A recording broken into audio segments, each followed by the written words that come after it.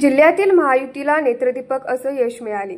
जिल्ह्यातून 10 पैकी 10 जागा जिंकत महायुती अभयदेय बनली। गेल्या 2.5 वर्षात मुख्यमंत्री म्हणून एकनाथ शिंदे यांनी केलेले काम याचाच फायदा महायुतीला झालेला दिसून येत असून जनतेच्या हिताचे कल्याणाचे निर्णय घेणारे एकनाथ शिंदे पुन्हा मुख्यमंत्री व्हावेत यासाठी कोल्हापुरातील शिवसैनिकांनी गणरायाला साकडे घातले। त्याचबरोबर कोल्हापूर उत्तर विधानसभा मतदारसंघातून तिसऱ्यांदा शिवसेनेचे राजेश क्षीरसागर हे मोठ्या मताधिक्याने विजयी झाले। त्यांच्या योग्य नियोजनाने कोल्हापूर जिल्ह्यात महायुतीला चांगले यश मिळाले।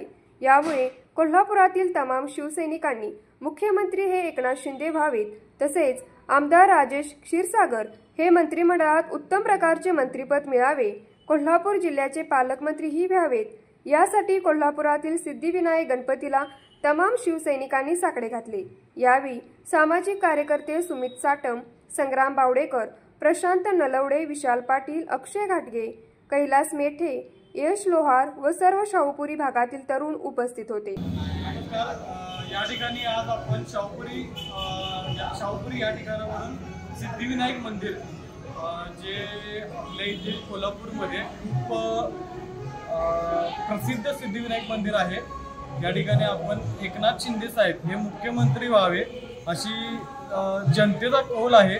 आणि सगळ्या आपण शाहूपुरी भागातील सगळे जे युथ आहेत यांच्याकडून आज आपण इथं गणपती बाप्पांकडे एक छोटीशी विनंती करायला आलेलो आहे की येणाऱ्या आता महायुतीची आपली चांगली सत्ता, जोरदार सत्ता आलेली आहे आणि या ठिकाणी एकनाथ शिंदे साहेब हे मुख्यमंत्री व्हावे अशी आमची एक छोटीशी इच्छा आहे।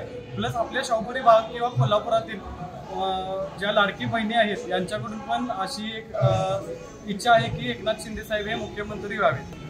त्याचबरोबर आपल्या उत्तर विधानसभेतून आमदार राजेश क्षीरसागर साहेब हे निवडून आलेले आहेत आणि यांना पालकमंत्री पदाचं एकनाथ शिंदे साहेबांनी निवडून द्यावे अशी आमची इच्छा आहे। ही गणपती बाप्पांच्या चरणी आम्ही एक इच्छा व्यक्त करण्यासाठी इथे आलेलो आहोत।